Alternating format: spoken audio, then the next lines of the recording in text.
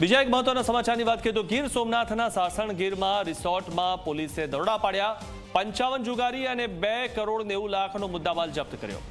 70 mobile, 15 car અને 28 લાખ રોકડા મળી આવ્યા છે।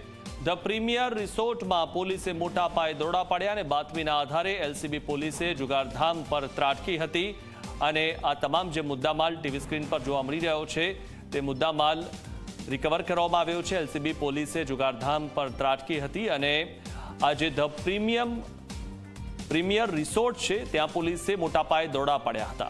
ત્યારે 70 મોબાઈલ, 15 કાર, 28 લાખ રોકડા મળી આવ્યા છે અને 55 જુગારી અને 2 કરોડ 90 લાખનો મુદ્દામાલ જપ્ત કરવામાં આવ્યો છે। તો 55 જેટલા જુગારીઓ અહીંથી ઝડપાવવામાં આવ્યા છે।